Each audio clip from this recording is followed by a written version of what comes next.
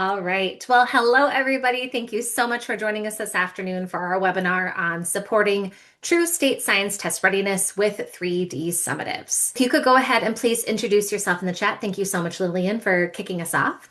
If anybody else would like to join in, make sure that it's sent to everyone. And while we wait for those to trickle in, Julie and I will go ahead and introduce ourselves. So my name is Emily Miller. My pronouns are she, her. And prior to coming to Inner Orbit, I was a high school chemistry teacher for 10 years in Minnesota. And I taught an alternative learning program. I taught regular chem, honors chem. So lots of ways to teach a lot of students a lot of different ways. I worked a lot with the NGSS in my time in the classroom. I also got to be a PLC lead. And now I have the joy of partnering with districts to help them implement Inner Orbit. And for my New Year's resolution, I didn't make one. Instead, I made a bingo card. So I have all my goals for 2026 on a bingo card. And if I get a bingo, I get to treat myself. And Julia. Well, thank you, Emily, for introducing yourself. My name is Julia Mota. I was a teacher and tutor for elementary students in the Dominican Republic for a little bit, but now I've been supporting teachers in districts with the NGSS implementation for the past 4 years, almost 5 now. I've been able to partner and provide guidance to schools and districts implementing assessment in their NGSS instruction. And I actually forgot I wrote this down, but I'm thinking about possibly running a half marathon in September. I'll be about 7 months postpartum. So maybe this is something I do. But that's my New Year's resolution, and take care of a baby. That's it. Nothing else. So I'm excited to walk you through what we're going to be talking about today. So we're going to be discovering how to design summative assessments that provide students with meaningful practice on NGSS 3D phenomena-based items and give educators state-aligned insights into student readiness. We're going to be here for about 45 minutes. We're first going to go over what is Inner Orbit, as we always do, just to give you context. It's going to be a 1 minute, 2 minute introduction. Then we're actually going to go in talking about Inner Orbit's alignment with state test results by looking at a case study. Then we're going to talk about the shift to sense making, how to design these summative assessments that are aligned to those state tests. We're going to do a little bit of a summative analysis, and then we're going to wrap up. So now let's do this. And to kick us off as an introduction, let's just go over quickly about what is Inner Orbit. And we always say Inner Orbit is 3 main things. We have phenomena, we also have assessments, and then we have reports. So our high integrity 3D assessments will give you meaningful and actionable student data for you to make informed instructional decisions. We also make the NGSS accessible for both you and your students through innovative approaches to sense making. So we not only have scaffolded questions that take students from that very basic one-dimensional, just content only knowledge to those big 3-dimensional questions that we're going to talk about later, but we also give you activities that you could do with your students just to get them there and scaffold them up to those big rigorous assessments that they have to complete later. And we also provide guidance, supporting resources, and professional development to help you reach your NGSS goals, like this one, like this little session that we're doing today here, this little webinar. So I'm going to drop a link in the chat. If you're interested in learning more about Inner Orbit, please fill out that interest form, and we'll give you additional information on how to try Inner Orbit on your own. And now, without further ado, let's actually talk about this test, this case study. So I'm passing it over to Emily. Thank you so much, Julia. So to kind of kick off this webinar, we wanted to give you kind of a context on why state test prep is important to us here at Inner Orbit and how we've been able to support districts in preparing for their state science test. So since we are an NGSS assessment platform, a common goal of a lot of the districts and partners that we work with is to prepare for their state science test. And this kind of caused us to ask the question, do Inner Orbit summative assessment scores actually align with NGSS state test proficiency levels? So we know that we make really rigorous 3-dimensional assessments. We have this awesome team of content writers. We go through this hefty review process. We're really proud of what we've been making, but can we say student performs well on an Inner Orbit test? Does that mean they will perform well on their state science test? So we wanted to get some data in order to see if that was true. So in order to do this, we collected data from the 2023-2024 school year, and we looked at common assessments that were taken on Inner Orbit that had at least a third of the students in that tested grade level take the assessment. So we didn't want to just look at like 20 students taking this benchmark when, 500 took the state science test. So we wanted to make sure we were looking at a decent enough sample size. We also made sure that we were looking at only auto-scored 2D and 3D questions. We'll talk a little bit more about what these types of questions are later if you're unfamiliar. But essentially, these are the types of questions you see on a state science test, and we wanted to make sure that they were auto-scored to take any teacher bias out of the potential result. We only focused on tested grade levels. Some states test in more grade levels beyond 5, 8, and 11, but overall, for the most part, most states do 5th grade, 8th grade, and then high school. And we also wanted to focus on states that have had a state NGSS assessment test for at least 3 years. So what that means is, for example, in New York, they have a new Regents exam that is fairly new. So we didn't look at any New York districts because the New York State Science Test is newer. So we wanted to look at states that had an NGSS aligned assessment for a while, so the scoring was a little bit more reliable to compare with our data. And here's what we found. So I will do a deep dive into this, but essentially, in short, we performed 4 different case studies. One district in Oklahoma, a district in Connecticut, and then a district in California. And we looked at 2 different grade levels at that district in California. And what we found was that we had an average alignment of 97%.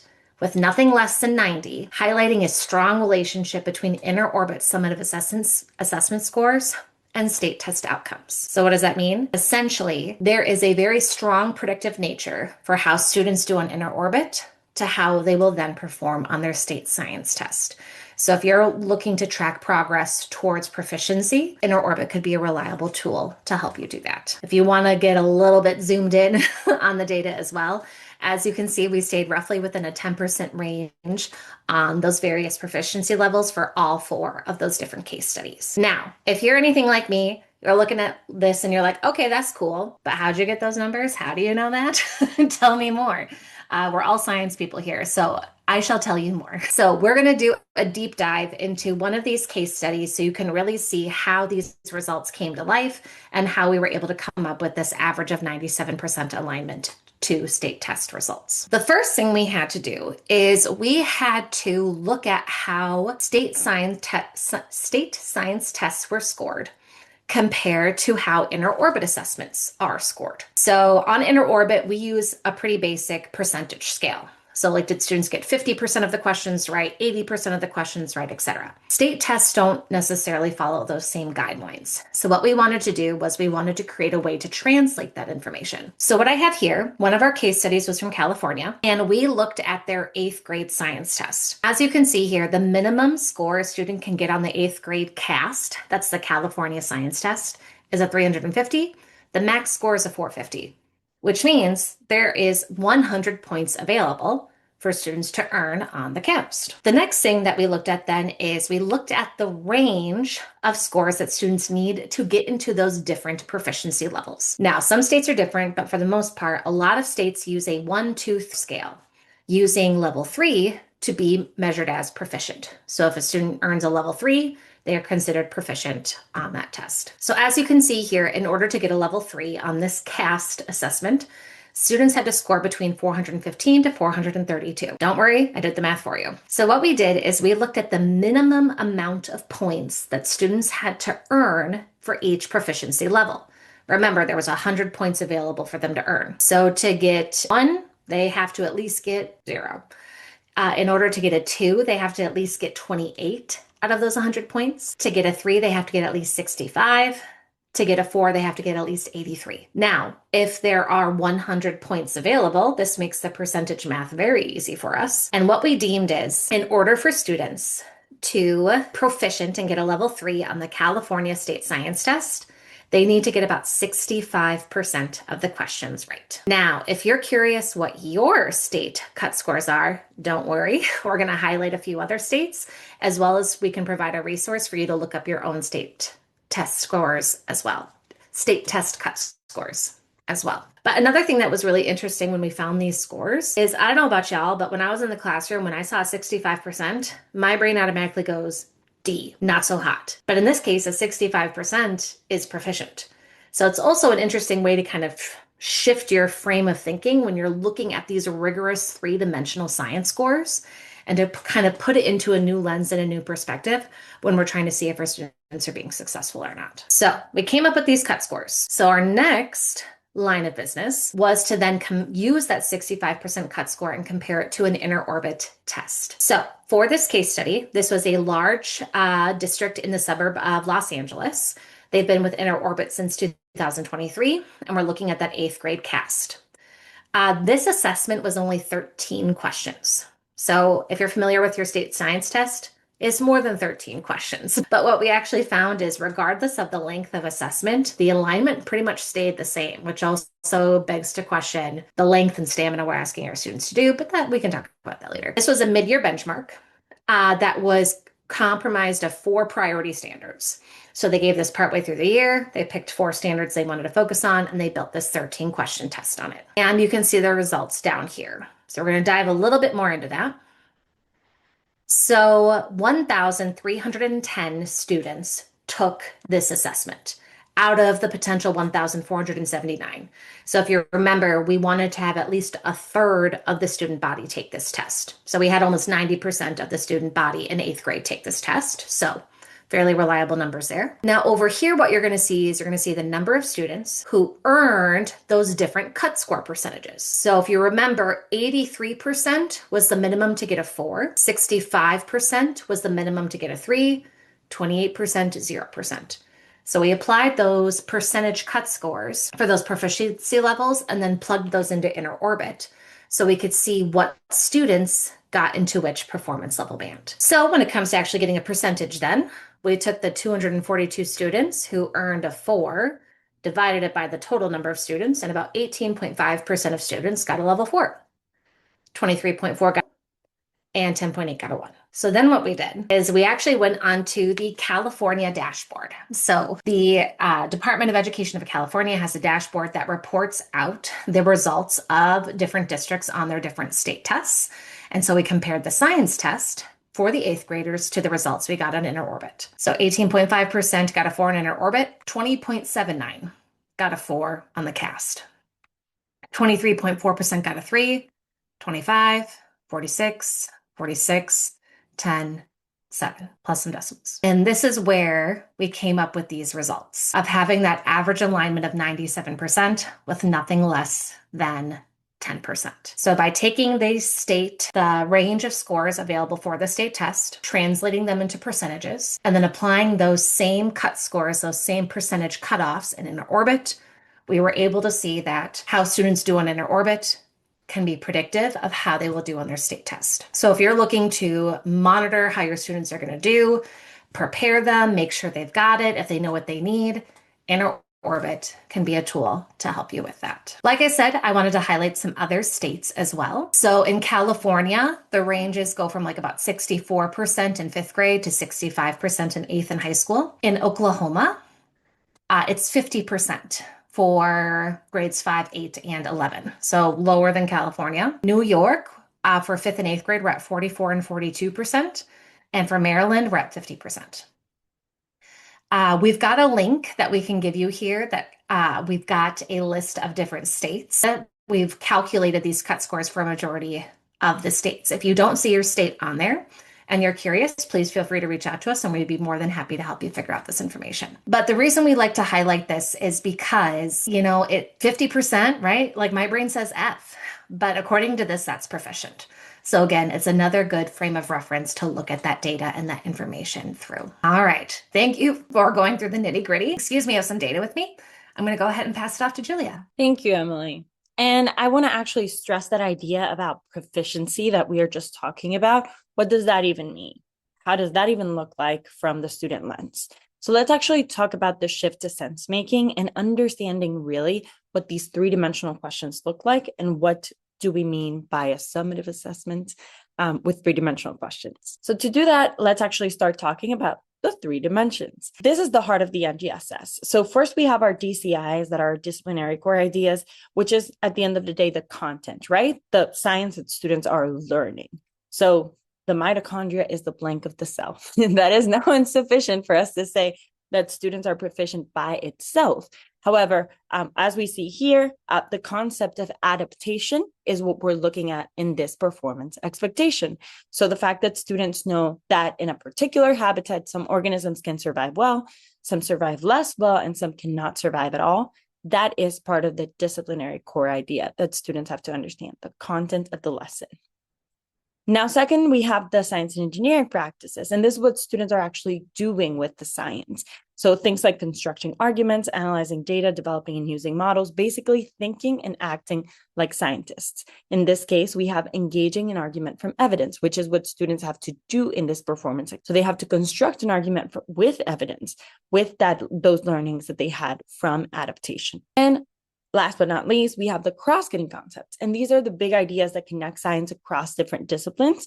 So how students think. In this case, it is cause and effects. It could be patterns. It could be system and system models. But in this case, we want to understand if students know by thinking about cause and effect relationships, if students can determine that if in a particular habitat, which organisms can survive well and which survive less well. So that's kind of the cause and effect that's intertwined there with the DCI together.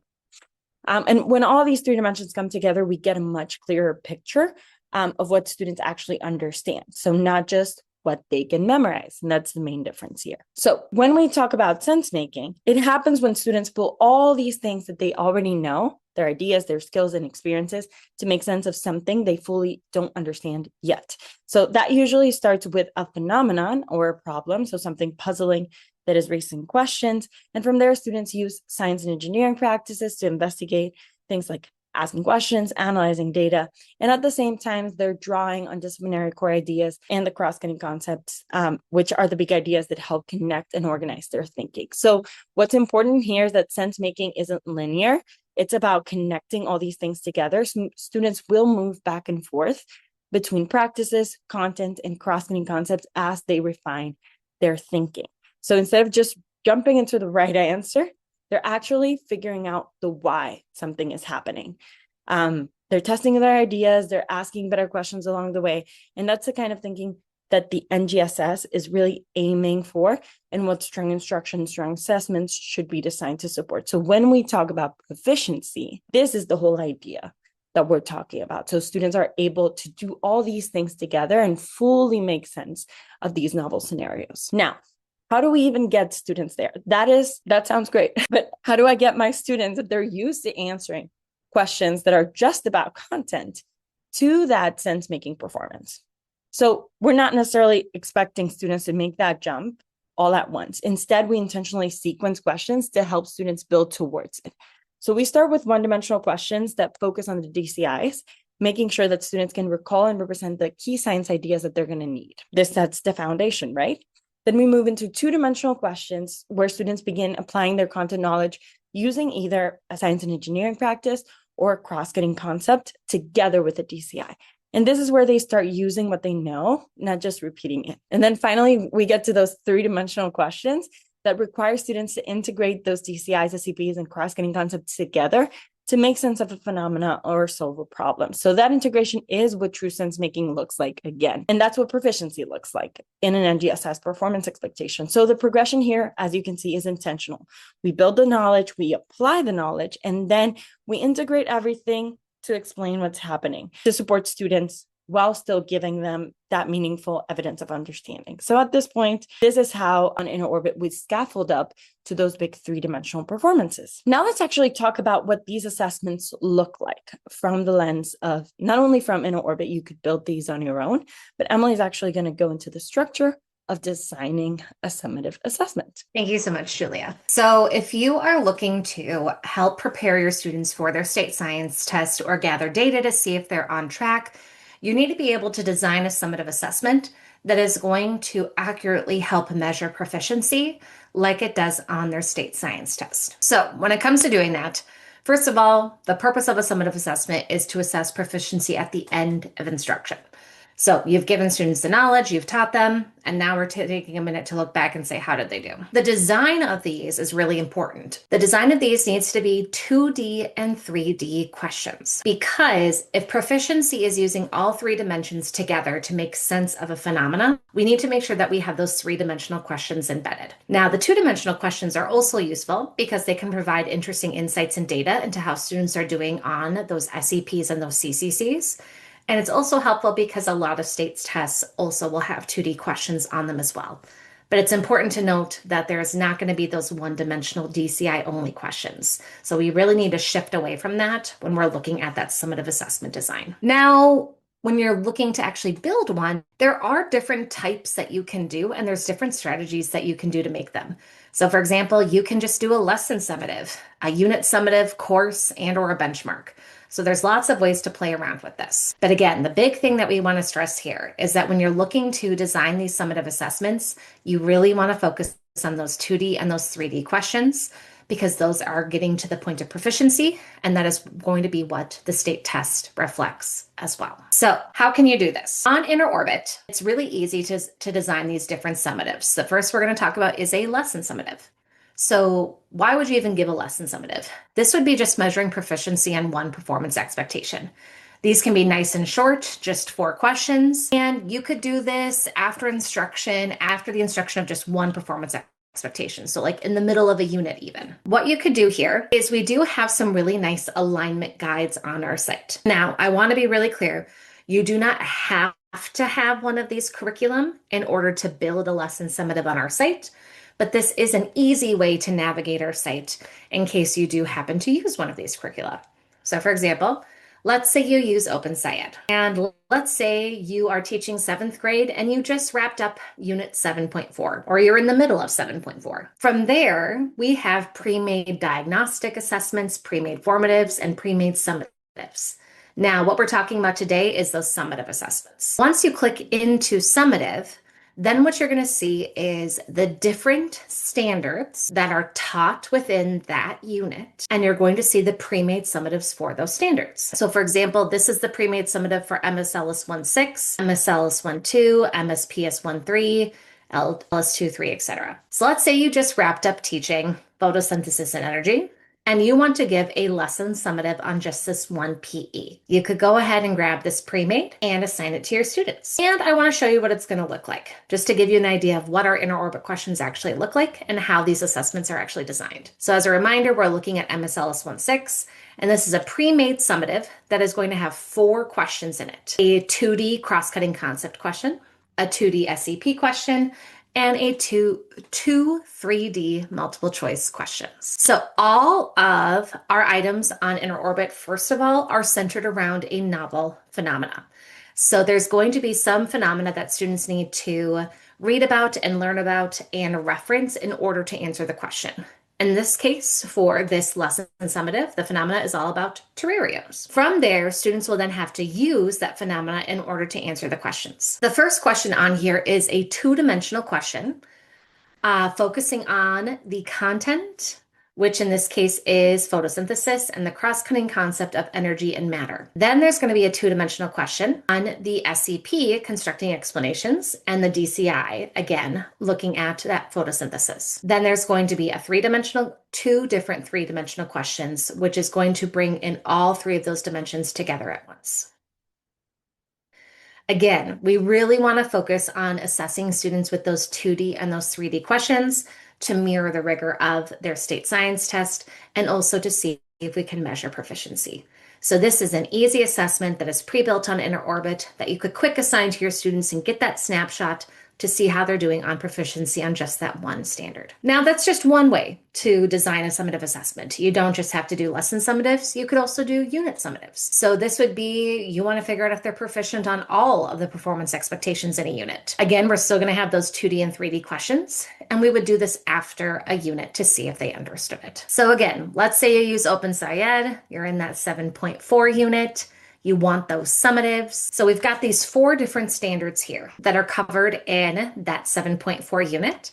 So rather than just grabbing one of the summatives, what we can do is we can grab all of them and combine all of them into one assessment. So all of these have 4 questions. And so if we put all 4 of these questions together, we can build a nice 16-question summative.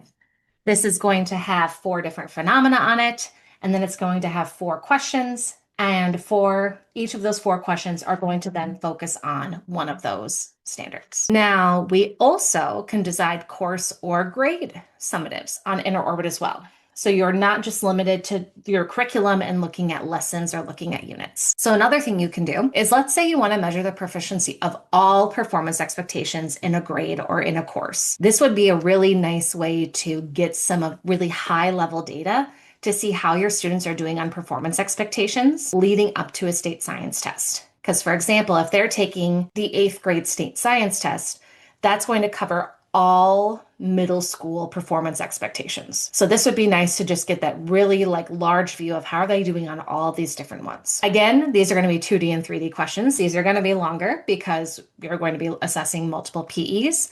And you could do this after like an entire course or after an entire grade level. What we have on Inner Orbit to help with this is something that we call our inventories. Our inventories have been these assessments that have been made by different grades or courses. So for example, if you teach middle school, we have a middle school inventory for earth and space science, physical science, and life science. So 3 different domains. So if you wanted to see how your middle schoolers are doing on all the earth and space science PEs, you could assign this inventory. What's nice about this is there's going to be multiple phenomena.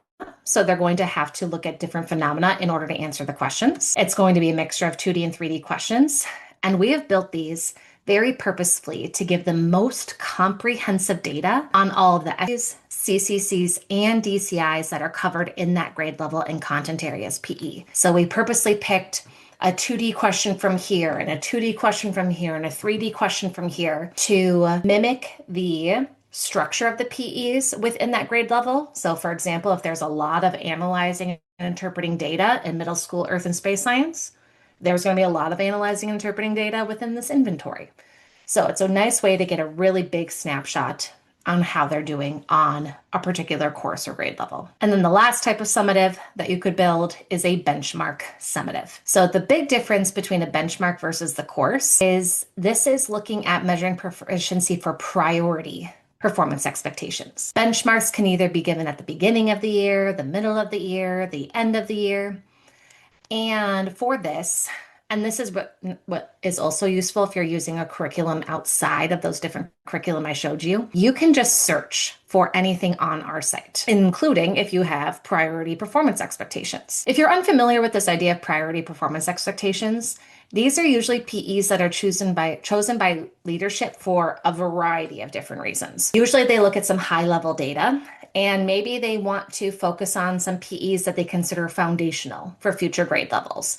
Like we really need students to understand MSPS 1.1 before they go on to physical science in high school, for example. Or maybe we really want to focus on some specific SEPs, CCCs, or DCIs because we want to do some targeted growth and work in those specific areas. So there's no right or wrong way to do it. But if you do have some specific PEs you want to focus on, you can simply just search on our website for MSLS 1.1 and then see the variety of phenomena and questions we have available, and then build your assessment from there as well. So that was a lot of information, but just a quick recap. On Inner Orbit, you can build lesson summatives where you just focus on one PE, and it's a short little one to see how they're doing on one standard. You can do a unit summative looking at all the PEs within a unit. You can do a greater course summative, which is going to be a longer one that gives you a really comprehensive view of how they're doing on all the different dimensions within that greater course. You can also build benchmark assessments focusing on specific PEs that are of importance to you and your district. And we're curious. After seeing these different types of summative assessments, which one of these summative strategies do you think would be most helpful or most beneficial for your school or district that you're currently in? Specifically thinking about state science test prep. So if you're looking to help prepare your students and or staff for the state science test, which one of these strategies do you think would be the most helpful for you? I'm going to go ahead and ask you if you are potentially interested in building your own summative assessments using Inner Orbit. You do have the option to pilot Inner Orbit. Our pilots are totally free, and this would be a way for you to make an account, log in, see what we have on our site, and actually start building some summative assessments on your own to see if this is something that would actually fit your needs. So what Julia just did is she just dropped an interest form in the chat. So this link is going to take you to a short questionnaire. And if you fill this out, a member from our team is going to reach out to you immediately via email, and we'll be able to help you talk about potential next steps for your pilot. So this could be as simple as just making an account and exploring the site, or it could be a little bit more on a larger scale depending on the needs of you and your school and your district. So if you're interested, you're not committing to anything. By the way, I just want to say if you're filling out that form, you're not saying like, yes, I am piloting. This is more or less being like, hey, I'd like to learn more. And it's a way for us to know so we can go ahead and reach out to you. And I'm seeing a good question from Chris. So the link to mystery science assessments, are they the same or just related? They are not the same. And we do that very purposefully. This would be a supplemental assessment tool to add on to what you already have in your curriculum to give students more experience to more phenomena and more types of questions and more detailed data. So the alignment really comes from these are the standards in that mystery science unit. And then we wrote questions based on those standards. It's not even necessarily the same anchoring phenomena because we want to give students those novel experiences to figure out something new. And talking about that detailed data, which is honestly my favorite part of our site, I'm going to pass this on to Julia so she can explain a little bit of what that could look like for you. Of course. And at the end of the day, what is science without data, right? So let's actually look at what this summative data could look like if you were to give an assessment on In Orbit. And just to preface, so on In Orbit, because all the questions on the assessments that we just talked about, if we're creating a summative assessment, are either 2 or 3-dimensional. Every item is going to include a science and engineering practice, a cross-cutting concept, or maybe both. So that makes SEPs and cross-cutting concept data especially powerful. So instead of just asking which standards did students miss, MSBS 1.1, we can look at a higher level and say, okay, so across different school sites, students are struggling with this one SEP, or I see that it's actually patterns that they're struggling with. So it'll help us make more informed instructional decisions and actually target instruction to those specific practices or cross-cutting concepts. And this kind of preparation is also supporting students across multiple standards and phenomena.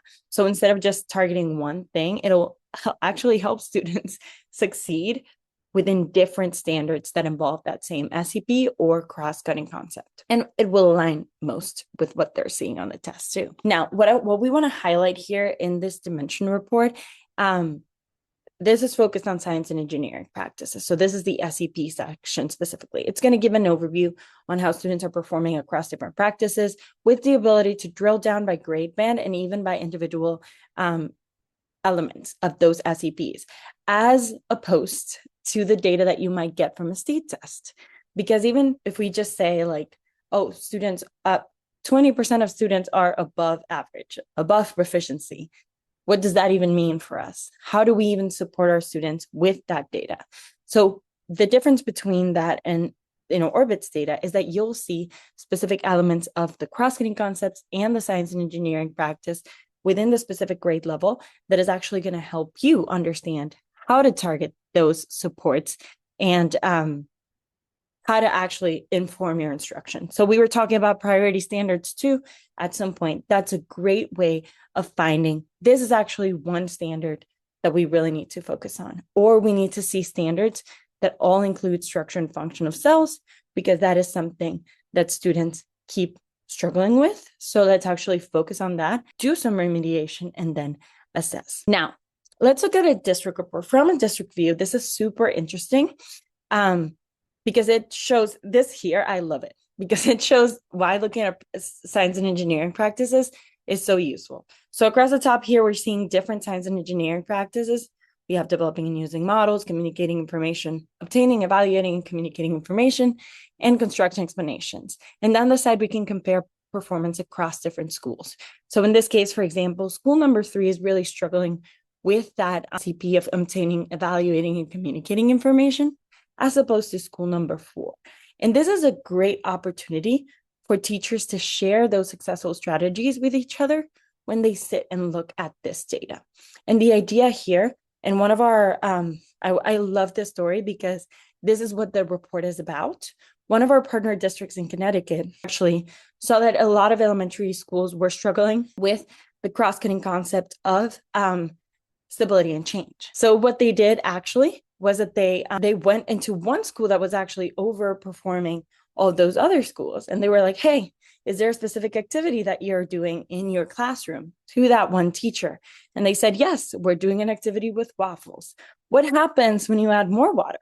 What happens when you add less water? What happens if you turn the heat up, turn the heat down? And that actually helped students transfer those concepts of stability and change into a real life scenario. And then all the teachers were able to, mirror that same activity in the other elementary schools. And they saw an improvement after that. And after all, this is what we want to see with these reports, that sharing of information, that understanding of what's next, and those data chats that will actually give other teachers some additional context of other activities that they could be doing in their own classrooms to actually help students get to those performances. Now, without further ado, we have about 3 minutes left. So let's wrap this webinar up, and I'm going to pass it over to Emily for her to do that. Thank you so much, Julia. I always love taking a minute just to highlight the data you can get and the amount of detail that you can get. And that story is an awesome example of how you can really get to those productive conversations and those productive solutions a lot faster. So we were here today to talk about how you could design summative assessments that provide students with practice for NGSS 3D phenomena-based items and also give you valuable insights into how you could help prepare your students. As a reminder, due to the study that InterOrbit did, we have an average of 97% alignment with NGSS state science tests. So you can ensure that the items and tests that you're giving on InterOrbit will reflect the rigor and reflect the results that they see on that state science test. Ensuring that you're using those 2-dimensional and 3-dimensional questions, which is what the state science test is also going to look like. And then on top of it, InterOrbit gives these really detailed 3-dimensional reports that can actually give you that actionable data to actually then go in and help students with those specific SEPs or CCCs or PEs, whatever it may be, to really make sure that they have what they need in order to do well on that test. All right. So Julia, just one more time, is going to drop that interest form in the chat. So again, if you're thinking this might be something you may be interested in or might help you or your district out, feel free to fill out that interest form and a member of our team will get back to you. Again, this is no commitment. This is just letting us know that this might be something that you want to learn more about and maybe even try within your school or district. We also have a YouTube channel, InterOrbit NGSS, that has a ton of videos and webinars like this in case you're curious to learn more. You're also able to email us at inquiries@interorbit.com. Also, this was a very broad state test prep webinar. And we understand that different states have different specifications and requirements. So coming up very soon, have webinars that are going to be about specific state tests. This is going to be focusing on 3D item analysis and strategies to prep. So we're actually going to look at real 3-dimensional practice items from these assessments, talk about why they're 3-dimensional, and then specifically how we could help prepare our students to answer those rigorous 3-dimensional questions. Thank you so much for sitting with us this afternoon to talk more about state science test prep and how to design summative assessments to help support your students. Philip, thank you so much for being with us here this afternoon.